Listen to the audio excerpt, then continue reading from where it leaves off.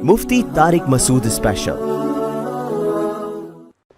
आमिलों ने तो जो जिस पे कुछ भी मसला है तो उस पे जिन चुड़ैल भूत डाला हुआ है। इतना नहीं है, होते हैं, अब कैसे होते हैं अल्लाह ही बेहतर जानता है, और इंसानी शक्ल में भी आ जाते हैं बाज़ दफ़ा ये।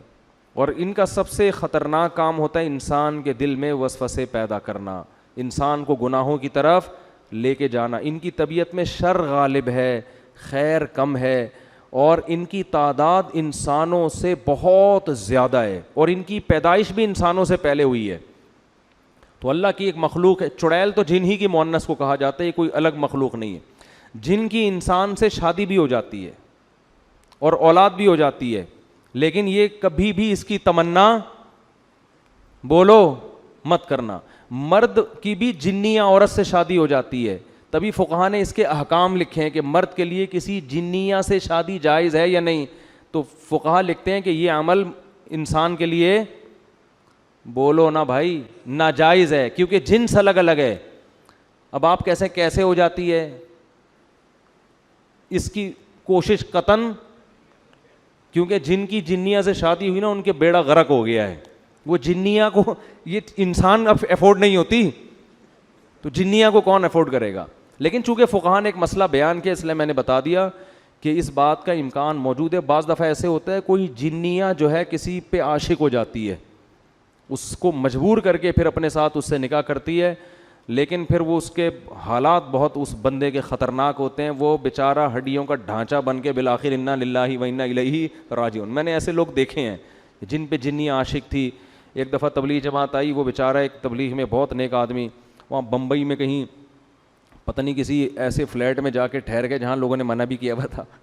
वो मैं वाक़या सुनाता हूँ ना। एक आदमी बड़ा फंटर बना हुआ था, किसी ने कहा भाई ये फ्लैट अरसा दराज से खाली है, इसमें जिन्नात हैं। उसने कहा भाई जिन विन कुछ नहीं होता। मैं बहादुर जाके दरवाज़ा बजाया, हाँ भाई कोई है? उसने कहा हाँ हूँ। सुना यार यहाँ कोई जिन विन रहता है? कह रहा मैं तो 500 साल से रह रहा हूँ, मुझे तो अभी तक कोई नहीं मिला। तो ये बेहोश हो के गिर गया। उसने कहा भाई 500 साल से कोई इंसान तो रह नहीं सकता। तो जिन के मामले में ये है कि ना इनसे डरो, ना फंटरगिरी की कोशिश करो, नॉर्मल अपनी लाइफ गुजारो, किसी को कुछ भी नहीं कहते। और आमिलों के पास गए तो जिन चुड़ैल भूत तुम्हारा रास्ता देख लेंगे, ये मैं बता दूं। आमिल जहाँ सूंघ के जाएगा ना, 25-30 जिन्नात वहाँ छोड़ के जाएगा। वो आमिलों के सांस से ये जो है ना सूंघ के ही वहाँ पहुँच जाते हैं। ये इनको पता होता है यहाँ हमारी दुकान चलेगी, किसी आमिल को घर में नहीं आने दो कभी। तो जिन्निया से निकाह, वो मैं वाक़या सुना रहा था। वो बेचारे एक तबलीग जमात के थे, 40-45 साल उनकी उम्र थी। तो उन्होंने बताया कि इंडिया में ऐसा हो गया, उन पे कोई जिन्नियाँ चढ़ गई उनके ऊपर ना, आशिक हो गई। अब क्या नतीजा निकला है, वो उनको निकाह नहीं करने दे रही। उस बेचारे की उम्र 40 से 45 साल हो गई और अब तक वो कंवारे का कंवारा ही। और वो जिन्नियाँ हिंदू, वो मुझे कहते थे कि मेरे सामने खूबसूरत लड़की की शक्ल में आती है और यहाँ बिंदिया लगी हुई होती है, और मुझे कहती है कि तू हिंदू बन जा और मुझसे शादी कर ले।